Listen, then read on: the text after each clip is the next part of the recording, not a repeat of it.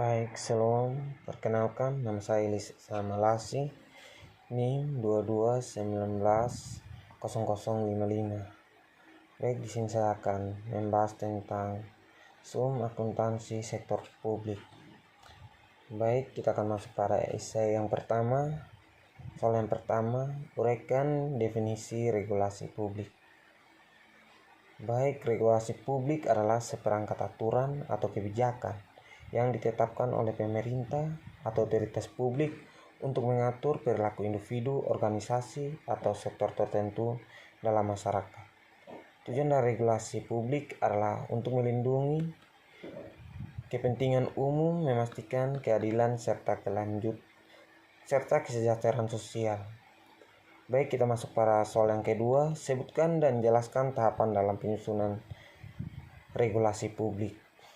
Baik, berikut adalah tahapan-tahapan dalam penyusunan regulasi publik. Yang pertama itu ada identifikasi masalah. Pada tahapan ini pentingnya untuk memahami isu atau masalah yang perlu diatasi. Ini melibatkan pengumpulan data, analisis untuk menentukan apakah regulasi baru diperlukan. Baik, yang berikut penelitian dan analisis. Setelah masalah diidentifikasi, dilakukanlah penelitian lebih lanjut untuk mengumpulkan informasi terkait. Ini termasuk studi pembanding, analisis dampak, dan pengumpulan masukan dan berbagai pemangku kepentingan. Baik, yang berikut perumusan kebijakan. Dalam tahap ini opsi-opsi kebijakan dikembangkan berdasarkan hasil analisis. Pemangku kepentingan diajak berpartisipasi untuk mendapatkan perspektif yang beragam dan memastikan kebijakan yang dirumuskan relevan. Yang berikut konsultasi publik. Regulasi yang diusulkan kemudian dibagikan kepada masyarakat untuk mendapatkan masukan konsultasi. Konsultasi ini untuk memastikan bahwa suara masyarakat didengar dan untuk memperbaiki rancangan regulasi. Yang berikut revisi dan penyempurnaan. Berdasarkan masukan yang diterima, regulasi diusulkan direvisi. Tahap ini mungkin melibatkan beberapa siklus konsultasi hingga rancangan akhir siap. Yang berikut penyusunan naskah regulasi. Setelah rancangan dianggap matang, naskah regulasi disusun secara formal. Ini termasuk penulisan pasal dan ketentuan-ketentuan yang jelas dan mudah dipahami. Yang berikut persetujuan dan pengesahan. Naskah regulasi yang telah disusun kemudian diajukan untuk disetujui oleh pihak berwenang seperti badan legislatif atau lembaga pemerintahan terkait. Yang berikut implementasi. Setelah regulasi disahkan, tahap selanjutnya adalah implementasi. Ini melibatkan penyusunan pedoman, pelatihan, dan sosialisasi kepada pihak yang terpengaruh oleh regulasi tersebut.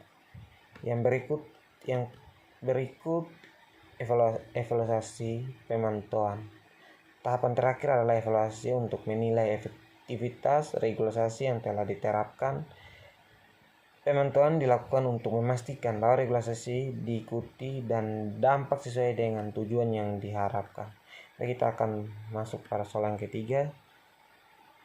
Sebagai sebuah siklus, proses-proses dalam akuntansi sektor publik saling terkait dan mempengaruhi satu sama lain.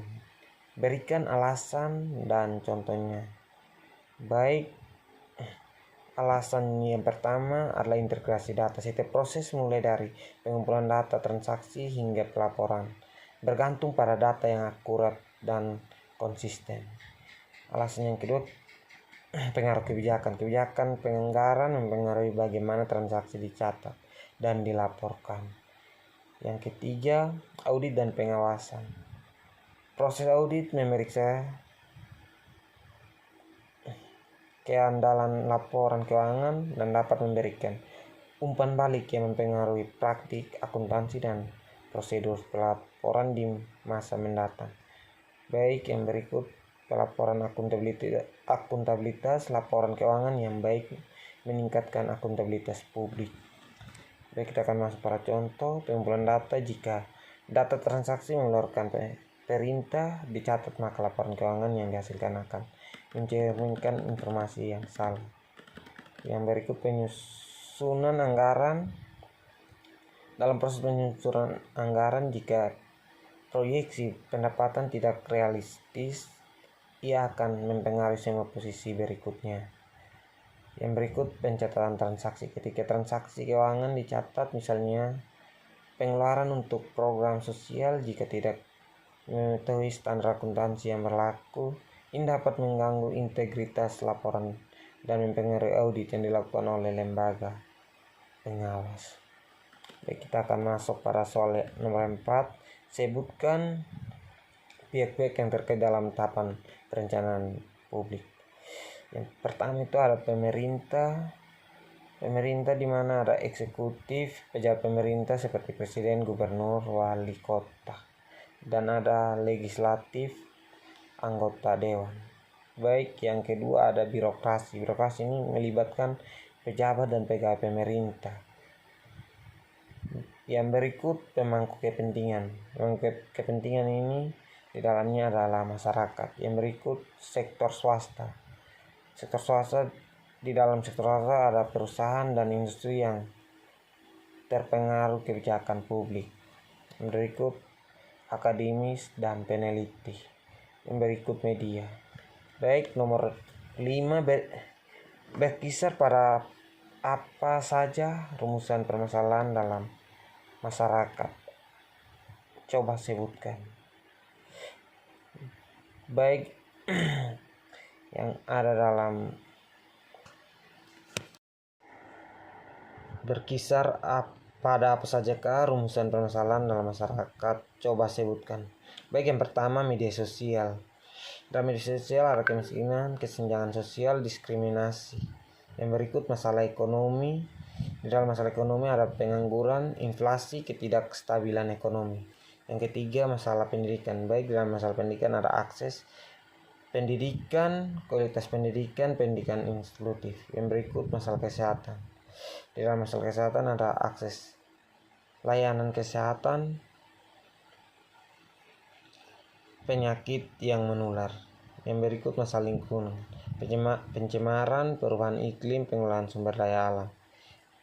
Baik, kita akan masuk pada nomor yang berikut. Sebutkan 3 tahap penting dalam pembahasan draft regulasi publik. Jelaskan. Yang pertama itu konsultasi publik. Tahap ini melibatkan pengumpulan masukan dari masyarakat dan pemangku kepentingan lainnya mengenai draft regulasi yang diusulkan. Yang kedua, analisis dampak. Setelah mendapatkan masukan dari konsultasi publik, tahap berikut ini adalah melakukan analisis dampak. Yang ketiga, revisi dan penyempurnaan berdasarkan hasil konsultasi publik dan analisis dampak. Draft regulasi kemudian direvisi dan disampaikan. Kita akan masuk pada soal yang ke-7. Dalam tahap pengesahan dan pengendungan regulasi publik, mengapa tahap penyebarluasan sosialisasi regulasi publik harus dilakukan? Berikan penjelasannya. Baik, yang pertama itu saya akan menjelaskan meningkatkan kesadaran masyarakat. Sosialisasi membantu masyarakat memahami regulasi yang baru saja disahkan. Banyak orang mungkin tidak tahu tentang perubahan atau aturan baru, sehingga harus menyebarluaskan informasi penting untuk meningkatkan kesadaran akan regulasi tersebut. Baik, kita akan masuk pada nomor 8. Siapakah perancang regulasi akuntansi sektor publik? Baik, yang pertama yang merancang pertama ada badan pemerintah. Di dalam badan pemerintah ada Kementerian Keuangan, ada Badan Pengawasan Keuangan. Yang kedua, standar akuntansi. Di dalam standar akuntansi ada Dewan Standar Akuntansi Pemerintahan. Yang ketiga, akademis atau peneliti. Di dalamnya ada universitas dan lembaga penelitian. Yang keempat, organisasi nasional, internasional, public sector accounting standard records. Yang kesembilan, apa yang dimaksud dengan judicial review? Baik, judicial review adalah proses hukum di mana pengadilan menilai keabsahan tindakan atau keputusan lembaga pemerintah, termasuk undang-undang yang dibuat oleh badan legislatif. Yang soal ke-10, kewajiban negara adalah berupa pelaksanaan tugas-tugas pemerintah sesuai dengan pembukaan UU 1945. Sebutkan kewajiban negara tersebut. Baik, yang pertama melindungi segenap bangsa dan seluruh tumpah darah Indonesia. Yang kedua meningkatkan kesejahteraan umum. Yang ketiga mencerdaskan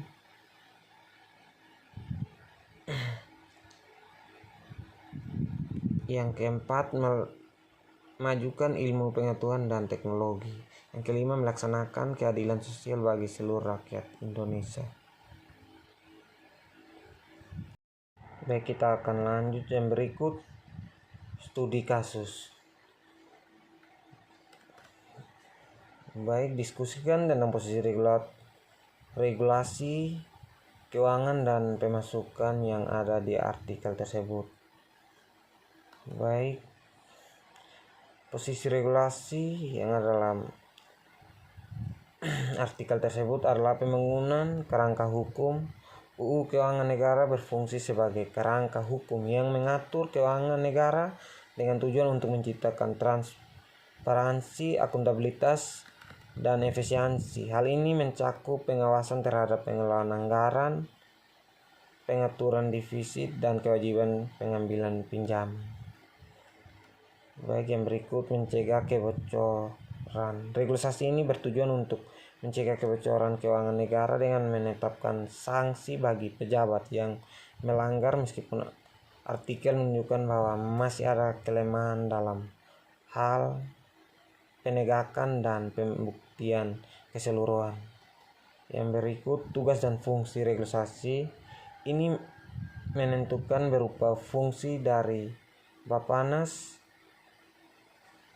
ke Kementerian Keuangan yang menunjukkan upaya untuk menyederhanakan proses pengelolaan keuangan.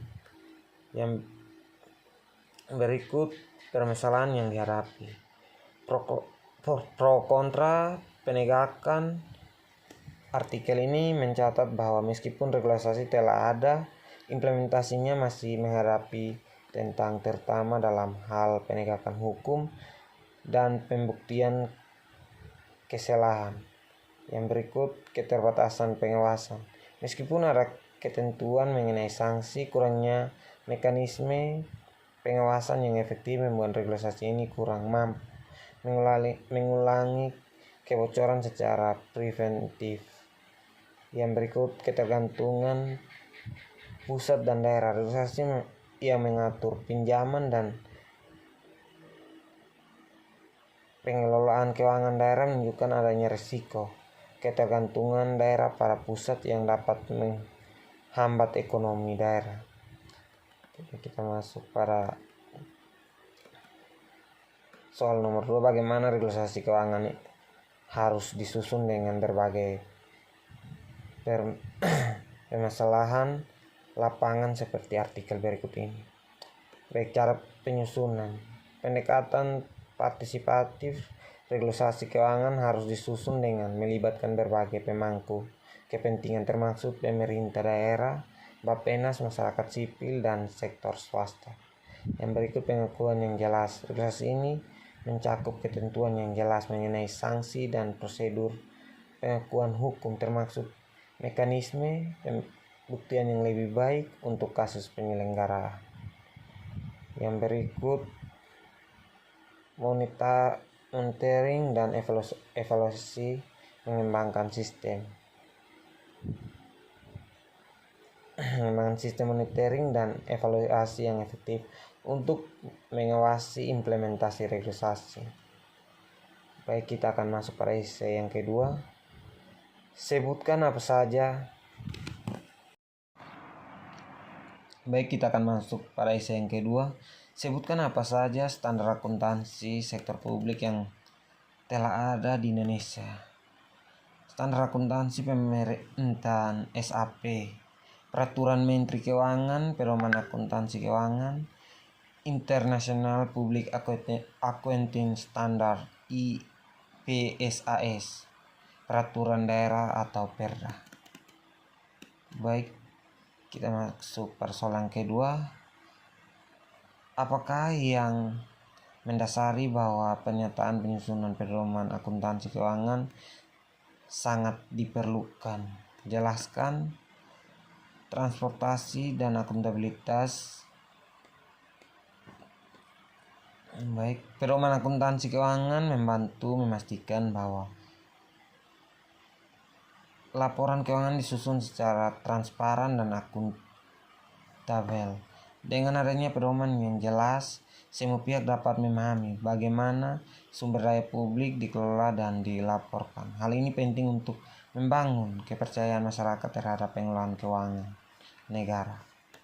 Baik, kita masuk pada nomor 3, jelaskan tujuan dari penyusunan pedoman akuntansi. Mendukung pengambilan keputusan karena laporan keuangan yang disusun berdasarkan pedoman akuntansi yang baik menyediakan informasi yang akurat dan relevan untuk pengambilan keputusan. Ini membantu menjamin dan pemangku kepentingan dalam merencanakan dan mengalokasikan sumber dana dengan lebih efektif. Baik, kita akan masuk pada nomor 4. Apa hubungan antara standar pelaporan dan standar audit? Jelaskan. Baik, saya akan menjelaskan definisi dan tujuan. Standar pelaporan mengacu pada pedoman dan prinsip yang digunakan dalam penyusunan laporan keuangan. Tujuan adalah untuk memastikan bahwa laporan tersebut memberikan informasi yang akurat, relevan, dan dipercayai bagi pengguna seperti investor, pemangku kepentingan, dan masyarakat umum. Yang berikut standar audit. Standar audit adalah pedoman yang digunakan oleh auditor dalam melaksanakan audit laporan keuangan. Tujuannya adalah untuk memberikan jaminan bahwa laporan keuangan disusun sesuai dengan standar laporan yang berlaku, serta untuk mendeteksi adanya kesalahan atau penyimpangan. Kita masuk pada soal yang kelima. Coba uraikan dengan singkat tentang perkembangan pemikiran standar akuntansi sektor publik di Indonesia. Mula sebelum 2000-an, sebelum tahun 2000-an, akuntansi sektor publik di Indonesia lebih bersifat tradisional dan belum memiliki standar yang baku. Baik, penerapan standar akuntansi pemerintah SAP. Pada tahun 2000, Perbitan Peraturan Pemerintah Nomor 24 Tahun 2005 tentang akuntansi dan pelaporan keuangan pemerintah menandai langkah-langkah awal untuk mengembangkan standar akuntansi yang lebih sistematis. Yang berikut 2005 penyusunan standar akuntansi pemerintah SAP oleh pengawasan keuangan dan pembangunan BPKB menjadi tonggak penting. Berikut reformasi otonom daerah 2000-an. 2000-an SAP mengalami revisi untuk memperbaiki dan menyesuaikan dengan kehidupan pengelolaan keuangan yang lebih kompleks. Yang berikut pengakuan internasional dan harmonis. 2010 proses harmonis antara SAP dan IPSAS menjadi fokus dengan tujuan untuk meningkatkan kredibilitas laporan keuangan Indonesia di tingkat internasional. Yang berikut penegakan dan implementasi. Pemantauan dan evaluasi penerapan SAP dilakukan oleh BPKP untuk memastikan kepatuhan dan meningkatkan kualitas laporan keuangan. Baik, kita masuk pada nomor 6. Sebutkan dan jelaskan tahapan-tahapan dalam menyusun standar akuntansi. Yang pertama itu identifikasi kebutuhan. Tahap awal ini melibatkan identifikasi kebutuhan akan standar baru atau revisi yang ada. Yang berikut pengumpulan data. Setelah kebutuhan diidentifikasi, langkah selanjutnya adalah mengumpul data dan informasi yang relevan.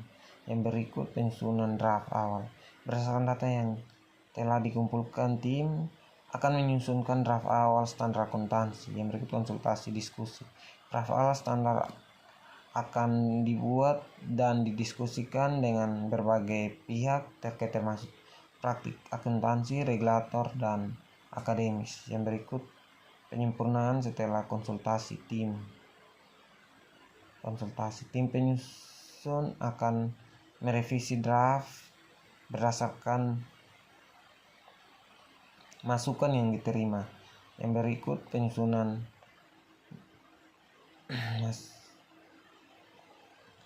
kanasir. Setelah direvisi selesai, maka akhir standar akuntansi akan disusun. Yang berikut persetujuan dan pengesahan. Naskah akhir harus mendapatkan persetujuan dari badan otoritas yang berwenang seperti lembaga penelitian dan asosiasi akuntansi. Yang ketujuh, jelaskan pengertian standar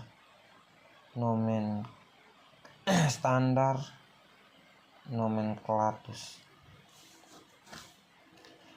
adalah pedoman atau aturan yang menetapkan cara pedoman dan pengelompokan item dalam sistem akuntansi yang dapat mencakup oknum, jenis laporan, dan elemen-elemen lain yang terkait. Nomor 8, sebutkan hal-hal yang harus dipertimbangkan dalam menyusun standar nomenklatur. Baik, konsistensi, kejelasan dan ketetapan, kesederhanaan, fleksibilitas, dan kemampuan untuk berkembang. Keterkaitan dengan standar yang ada, penggunaan nomenklatur, pengujian dan umpan balik, berkompetisi yang baik, dukung teknologi,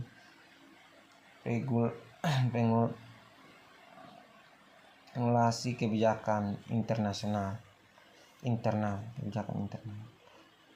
Yang berikut sebutkan ruang lingkup dari standar akuntansi pemerintah. Pengelolaan keuangan, penyusunan laporan keuangan, akuntansi aset dan kewajiban, pendapatan belanja, audit dan pengawasan pelaporan, dan pertanggungjawaban sistem informasi akuntansi. Prinsip umum akuntansi, ketentuan khusus dan revisi pembantu. Baik, 10. Apakah tujuan disusunnya standar pemeriksaan keuangan negara? Uraikan. Jawab, menjamin kualitas pemeriksaan.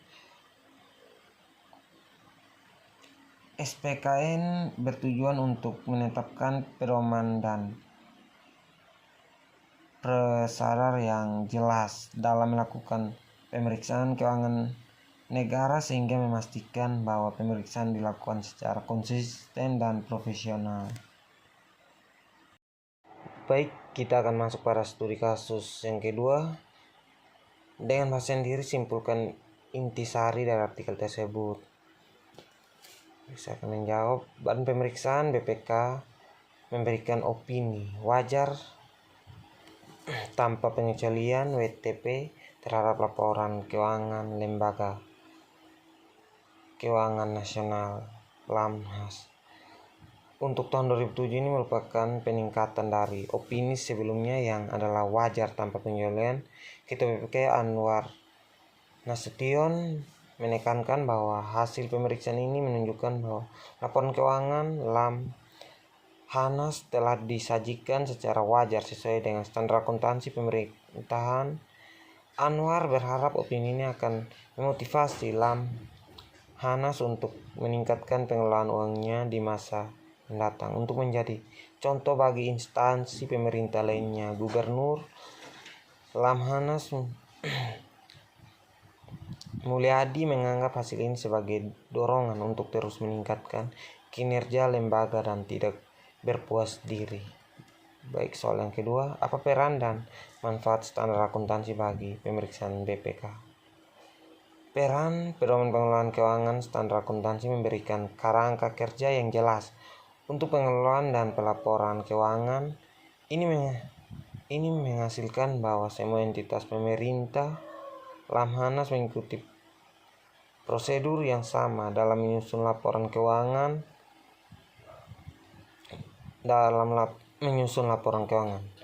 Baik, yang berikut manfaat. Pengukuran kinerja standar akuntansi membantu dalam pengukuran dalam evaluasi kinerja keuangan lembaga pemerintah. Dengan opini yang diberikan BPK, lembaga seperti Lamhanas dapat mengetahui sejauh mana mereka yang telah memenuhi standar yang ditetapkan. Baik, kita masuk pada isi yang ketiga. Nomor pertama, uraikan mengapa akuntansi sektor publik perlu dipelajari secara tersendiri. Jawab, karena mempunyai tujuan dan fungsi yang berbeda. Akuntansi sektor publik fokus pada laporan dan akuntabilitas terhadap penggunaan dana publik yang bertujuan untuk mencapai kesejahteraan masyarakat, bukan menghasilkan profit seperti pada sektor swasta. Baik, yang kedua, sebutkan perbedaan akuntansi sektor publik dan akuntansi bisnis swasta. Baik, tujuan utama akuntansi sektor publik fokus pada pelaporan dan akuntabilitas penggunaan dana publik untuk kesejahteraan masyarakat. Sedangkan akuntansi bisnis swasta tujuannya adalah untuk menghasilkan laba dan pelaporan kinerja finansial kepada pemegang saham. Yang berikut sumber pendanaan. Akuntansi sektor publik dibiayai oleh pajak, retribusi, dan sumber dana publik lainnya. Akuntansi bisnis swasta dibiayai oleh pendapatan dan penjualan produk atau jasa serta investasi swasta. Yang ketiga, laporan keuangan. Akuntansi sektor publik lebih menekan pada penggunaan anggaran dan akuntabilitas seperti laporan realisasi anggaran dan laporan perubahan ekuitas. Yang berikut, akuntansi bisnis swasta menyediakan laporan seperti laporan laba rugi, neraca, dan laporan arus kas untuk mengevaluasi kinerja dan posisi keuangan perusahaan. Baik, soal yang ketiga, sebutkan contoh keunikan akuntansi sektor publik. Baik, standar akuntansi khusus sektor publik mengikuti standar akuntansi yang spesifik seperti standar akuntansi pemerintah SAP di Indonesia yang berbeda dari akuntansi bisnis. Yang berikut, pelaporan anggaran fokus pada laporan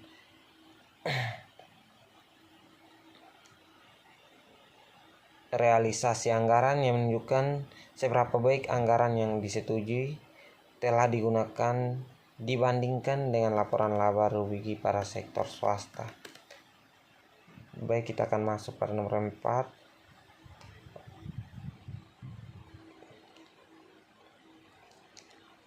Akuntansi sektor publik di Indonesia sangat jauh ketinggalan bila dibandingkan dengan akuntansi sektor swasta. Jelaskan pernyataan tersebut.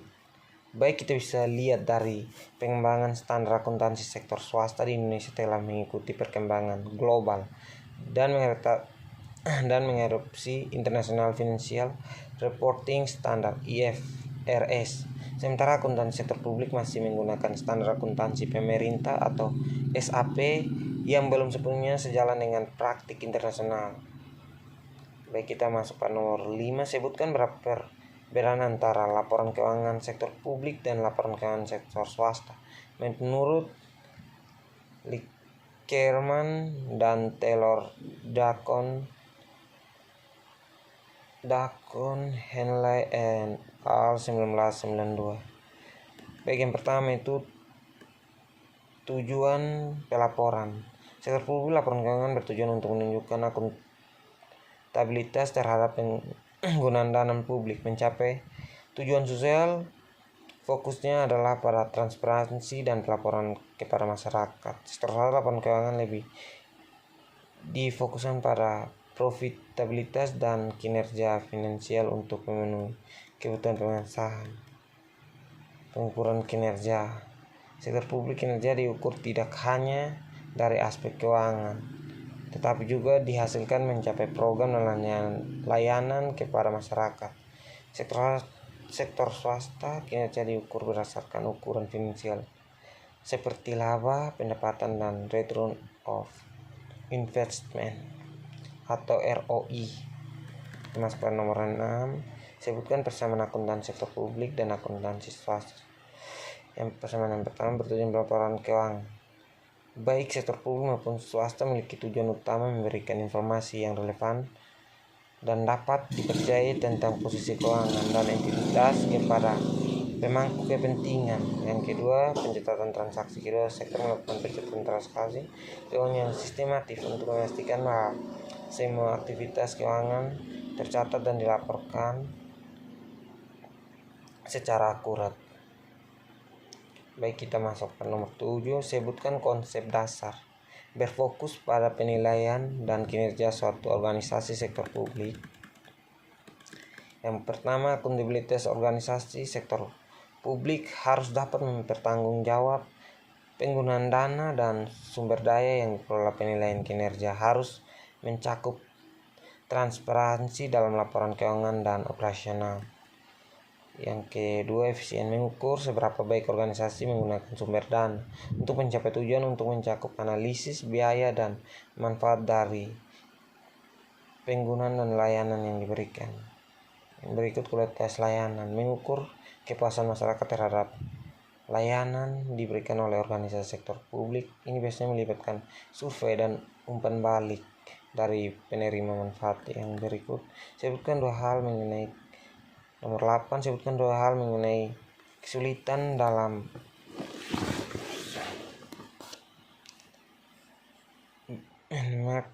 penerapan ukuran kinerja swasta ke sektor publik. Yang pertama, tujuan dan konteks yang berbeda. Sektor swasta berfokus pada fasilitas dan peningkatan nilai pemegang saham, sedangkan sektor publik bertujuan untuk memenuhi kebutuhan masyarakat, mencapai kesejahteraan sosial. Perbedaan ini membuat ukuran kinerja yang relevan di sektor swasta terlalu dapat diterapkan langsung di sektor publik, di mana keberhasilan sering diukur melalui dampak sosial dan efektivitas pelayanan publik. Baik, kita masuk pada nomor 9, jelaskan perbedaan kultur dari organisasi sektor publik dengan kultur organisasi bisnis swasta. Baik, tujuan dan misi sektor publik fokus pada pelayanan publik dan memahami kebutuhan masyarakat.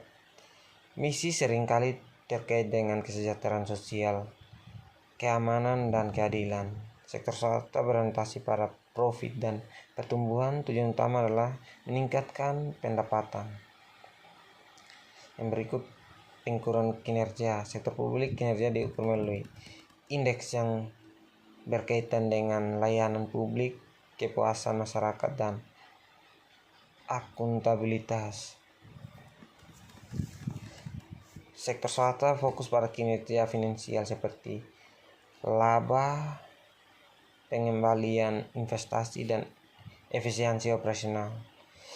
Bagian 10, sebutkan dasar hukum organisasi sektor publik dan organisasi bisnis swasta. Yang pertama, dasar hukum organisasi sektor publik. Undang-Undang Dasar 1945 menyediakan lembaga konstitusi bagi penyelenggaraan pemerintah dan pelayanan publik. Baik, yang berikut Undang-Undang Nomor 30 tentang administrasi pemerintah. Yang berikut Undang-Undang Nomor 25 tahun 2009 tentang pelayanan publik. Yang keempat, Undang-Undang Nomor 32 tahun 2004 tentang pemerintahan daerah. Yang berikut dasar organisasi bisnis swasta. Kitab Undang-Undang Hukum Perdata KUHP Perdata mengatur tentang hukum kontrak perdata, pendidikan, dan tanggung jawab hukum perusahaan. Yang berikut Undang-Undang Nomor 40 Tahun 2000 tentang perseroan terbatas. Yang berikut Undang-Undang Nomor 11 Tahun 2020 tentang Cipta Kerja. Yang berikut Undang-Undang Nomor 8 Tahun 1999 tentang perlindungan konsumen. Baik, kita akan masuk pada isi yang kedua. Sebutkan apa saja standar akuntansi sektor publik yang telah ada di Indonesia.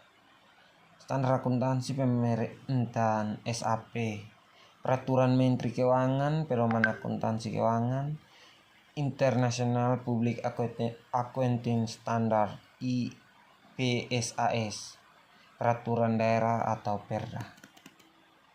Baik, kita masuk persoalan kedua. Apakah yang mendasari bahwa pernyataan penyusunan pedoman akuntansi keuangan sangat diperlukan? Jelaskan. Transportasi dan akuntabilitas. Baik, pedoman akuntansi keuangan membantu memastikan bahwa laporan keuangan disusun secara transparan dan akuntabel. Dengan adanya pedoman yang jelas, semua pihak dapat memahami bagaimana sumber daya publik dikelola dan dilaporkan. Hal ini penting untuk membangun kepercayaan masyarakat terhadap pengelolaan keuangan negara. Baik, kita masuk pada nomor 3. Jelaskan tujuan dari penyusunan pedoman akuntansi. Mendukung pengambilan keputusan karena laporan keuangan yang disusun berdasarkan pedoman akuntansi yang baik menyediakan informasi yang akurat dan relevan untuk pengambilan keputusan. Ini membantu menjamin dan pemangku kepentingan dalam merencanakan dan mengalokasikan sumber dana dengan lebih efektif. Baik, kita akan masuk pada nomor 4. Apa hubungan antara standar pelaporan dan standar audit? Jelaskan. Baik, saya akan menjelaskan definisi dan tujuan standar pelaporan. Mengacu pada pedoman dan prinsip yang digunakan dalam penyusunan laporan keuangan, tujuan adalah untuk memastikan bahwa laporan tersebut memberikan informasi yang akurat, relevan, dan dipercayai bagi pengguna seperti investor, pemangku kepentingan, dan masyarakat umum. Yang berikut standar audit. Standar audit adalah pedoman yang digunakan oleh auditor dalam melaksanakan audit laporan keuangan. Tujuannya adalah untuk memberikan jaminan bahwa laporan keuangan disusun sesuai dengan standar laporan yang berlaku, serta untuk mendeteksi adanya kesalahan atau penyimpangan. Kita masuk pada soal yang kelima. Coba uraikan dengan singkat tentang perkembangan pemikiran standar akuntansi sektor publik di Indonesia. Mula sebelum 2000-an, sebelum tahun 2000-an, akuntansi sektor publik di Indonesia lebih bersifat tradisional dan belum memiliki standar yang baku. Baik, penerapan standar akuntansi pemerintah SAP. Pada tahun 2000, Perbitan Peraturan Pemerintah Nomor 24 Tahun 2005 tentang akuntansi dan pelaporan keuangan pemerintah menandai langkah-langkah awal untuk mengembangkan standar akuntansi yang lebih sistematif. Yang berikut 2005 penyusunan standar akuntansi pemerintah SAP oleh Pengawasan Keuangan dan Pembangunan BPKB menjadi tonggak penting. Berikut reformasi otonom daerah 2000-an. 2000-an SAP mengalami revisi untuk memperbaiki dan menyesuaikan dengan kehidupan pengelolaan keuangan yang lebih kompleks. Yang berikut pengakuan internasional dan harmonis. 2010 proses harmonis antara SAP dan IPSAS menjadi fokus dengan tujuan untuk meningkatkan kredibilitas laporan keuangan Indonesia di di tingkat internasional. Yang berikut penegakan dan implementasi. Pemantauan dan evaluasi penerapan SAP dilakukan oleh BPKP untuk memastikan kepatuhan dan meningkatkan kualitas laporan keuangan. Baik, kita masuk pada nomor 6. Sebutkan menjelaskan tahapan-tahapan dalam menyusun standar akuntansi. Yang pertama itu identifikasi kebutuhan. Tahap awal ini melibatkan identifikasi kebutuhan akan standar baru atau revisi yang ada. Yang berikut pengumpulan data. Setelah kebutuhan diidentifikasi, langkah selanjutnya adalah mengumpul data dan informasi yang relevan. Yang berikut penyusunan draft awal. Berdasarkan data yang telah dikumpulkan, tim akan menyusunkan draft awal standar akuntansi. Yang berikut konsultasi diskusi. Draft awal standar akan dibuat dan didiskusikan dengan berbagai pihak terkait termasuk praktik akuntansi, regulator, dan akademis. Yang berikut penyempurnaan setelah konsultasi tim. Tim penyusun akan merevisi draft berdasarkan masukan yang diterima. Yang berikut penyusunan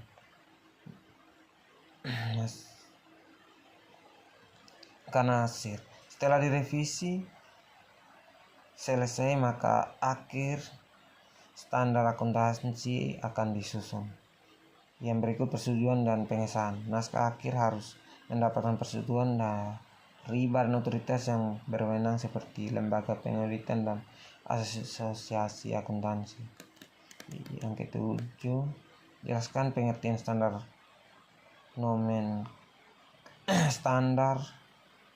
nomenklatus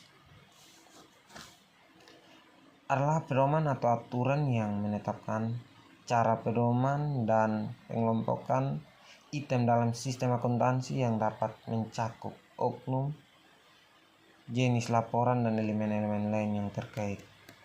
Nomor 8, sebutkan hal-hal yang harus dipertimbangkan dalam menyusun standar nomenklatur. Baik, konsistensi, kejelasan dan ketetapan, kesederhanaan, fleksibilitas, dan kemampuan untuk berkembang, keterkaitan dengan standar yang ada, penggunaan nomenklatur, pengujian dan umpan balik, berkompetisi yang baik, dukung teknologi,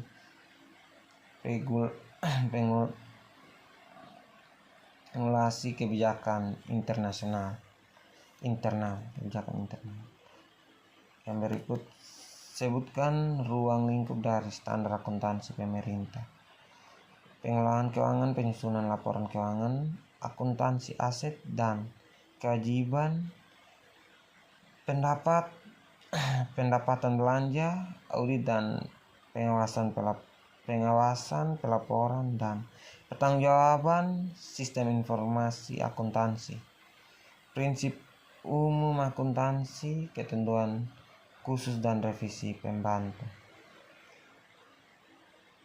Baik, 10. Apakah tujuan disusunnya standar pemeriksaan keuangan negara? Uraikan. Jawab, menjamin kualitas pemeriksaan. SPKN bertujuan untuk menetapkan pedoman dan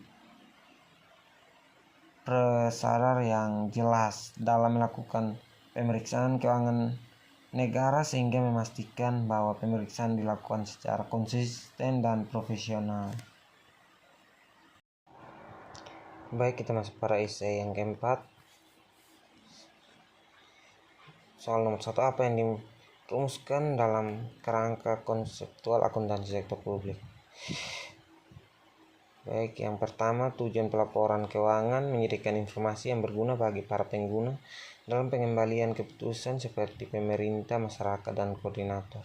Yang kedua, penggunaan laporan keuangan, identifikasi pihak-pihak yang menggunakan laporan keuangan termasuk pemangku kepentingan seperti masyarakat, legislatif, dan badan pengawas. Yang ketiga, pasar akuntansi menjelaskan metode pengukuran dan pengukuran yang digunakan dalam akuntansi sektor publik seperti akuntansi berbasis akrual dan kas. Soal yang kedua, sebutkan tujuan dari kerangka konseptual akuntansi sektor publik. Baik, yang pertama, memberikan panduan menjadi acuan bagi pengembangan standar akuntansi dan praktik akuntansi di sektor publik. Yang kedua, meningkatkan transparansi, membantu dalam menyajikan informasi keuangan yang dijadikan dapat dipahami sehingga meningkatkan transparansi dalam pengelolaan keuangan publik. Yang ketiga, menunggu akuntabilitas, memfasilitasi pertanggungjawaban kepada publik dan pemangku kepentingan lainnya melalui penyajian informasi yang akurat dan relevan. Yang keempat, meningkatkan kualitas informasi penganggaran, penyajian laporan keuangan yang berkualitas tinggi dengan karakteristik relevansi, kedalam, dan keterbandingan. Kita masuk pada soal yang ketiga, sebutkan menjelaskan asumsi akuntansi. Asumsi identitas menganggap berupa entitas akuntansi seperti perusahaan atau lembaga adalah entitas yang terpisahkan dari pemiliknya. Ini berarti laporan keuangan mencerminkan transaksi dan posisi keuangan entitas itu sendiri, bukan individu yang memiliki atau mengoperasikannya. Yang berikut, asumsi berkesinambungan. Going concern mengasumsikan bahwa entitas akan terus beroperasi dalam jangka panjang dan tidak berniat untuk dilikuisasi. Ini pengaruh pada pengakuan dan pengukuran aset dan kewajiban. Yang berikut, asumsi keterpisahan menyatakan bahwa hasil operasi aset dan kewajiban dari suatu entitas akuntansi harus dipisahkan dari entitas lain, termasuk pemilik dan pihak terkait lainnya. Baik, kita akan masuk pada soal nomor 4. Apa yang dimaksud dengan karakteristik kualitatif akuntansi sektor publik? Adalah atribut yang dibuat informasi keuangan bermanfaat bagi pengelolaan dan pengambilan keputusan. Yang kelima, jelaskan bagaimana sebuah informasi dianggap relevan. Informasi dianggap relevan jika dapat mempengaruhi keputusan ekonomi pengguna. Berikut ini adalah kriteria yang membuat informasi menjadi relevan. Yang pertama, kemampuan membuat keputusan. Sini informasi harus dimiliki dampak pada kebutuhan yang diambil oleh pengguna. Jika pengguna dapat menggunakan informasi tersebut untuk menilai kemungkinan hasil dari suatu tindakan atau keputusan, maka informasi tersebut dianggap relevan. Nomor 6, jelaskan apa yang dimaksud dengan kualitas perencanaan publik.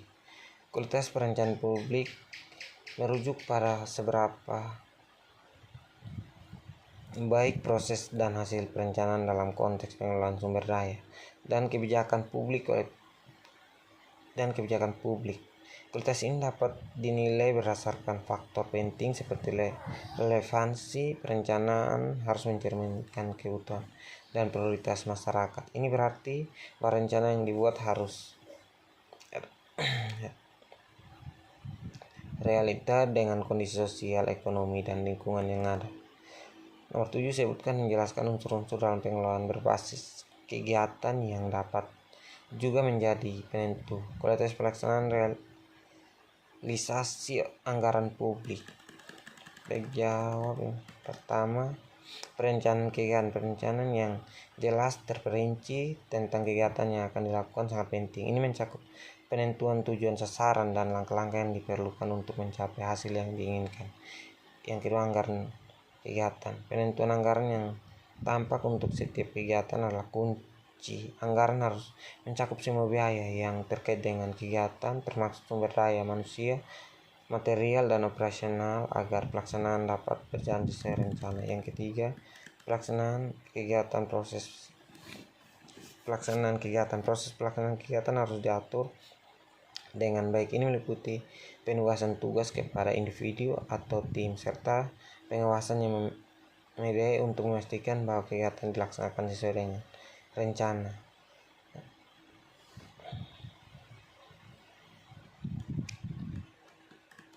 Baik, Charles nomor 8 sebutkan menjelaskan unsur-unsur dalam pengelolaan berbasis kegiatan yang dapat juga memadai penentu kualitas pelaksanaan dan realisasi anggaran publik.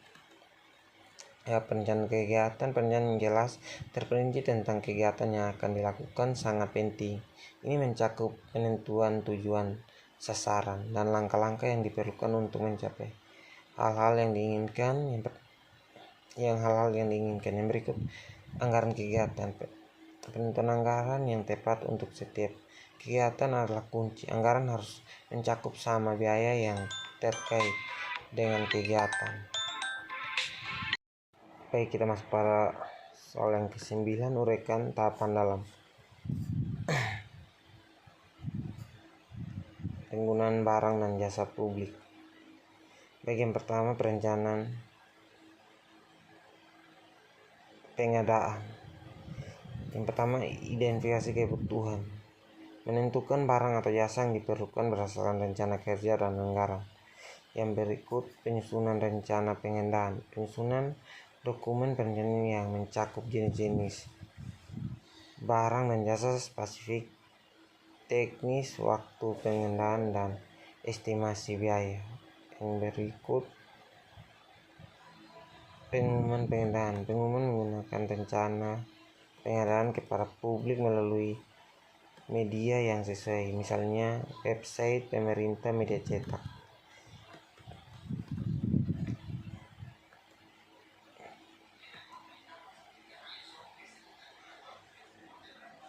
Baik, yang berikut jelaskan nomor 10, jelaskan pengertian kualitas pelaporan sektor publik.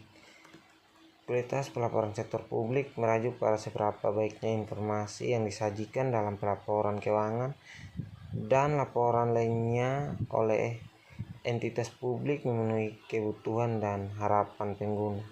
Menurut kualitas pelaporan ini sangat penting untuk memastikan transparansi, akuntabilitas, dan pengelolaan yang baik dalam sektor publik. Baik, kita masuk pada studi kasus 4. Apa yang menjadi fokus pembahasan dalam artikel berikut ini? Baik, fokus pembahasan dalam artikel tersebut adalah pentingnya transparansi keuangan dalam partai politik, parpol, dan pengelolaan dana kampanye menjelang pemilu di Indonesia. Artikel ini menjelaskan langkah-langkah yang diambil oleh Komisi Pemilihan Umum (KPU) untuk memastikan tata kelola partai politik yang baik melalui penerapan pedoman akuntansi dan pelaporan keuangan. Selain itu, artikel ini menekankan pentingnya pengawasan dan akuntabilitas dalam pengelolaan dana kampanye untuk mencapai penyimpangan dan meningkatkan kepercayaan publik terhadap partai politik. Baik, kita masuk pada nomor 2, apa perlunya penerapan akuntansi dalam partai politik, jelaskan. Baik, penerapan akuntansi dalam partai politik sangat penting karena beberapa alasan berikut ini. Pertama, transparansi akuntansi yang baik memungkinkan partai politik untuk menyajikan informasi keuangan yang jelas dan terbuka kepada publik. Ini membantu meningkatkan kepercayaan masyarakat terhadap partai politik dan proses pemilu. Yang berikut akuntabilitas. Dengan adanya sistem akuntansi yang berstruktur, partai politik dapat mempertanggungjawabkan penggunaan dana kampanye dan sumber daya lainnya. Ini penting untuk memastikan bahwa dana digunakan sesuai dengan tujuan yang telah ditetapkan. Yang berikut pengendalian internal. Penerapan akuntansi yang baik membantu membangun pengendalian internal yang efektif dalam partai politik. Ini mencakup pemantauan terhadap arus kas, pengeluaran, penerimaan, dana dapat mencegah penyalahgunaan dan penyalahwewenangan. Baik, sekian hasil presentasi saya. Terima kasih.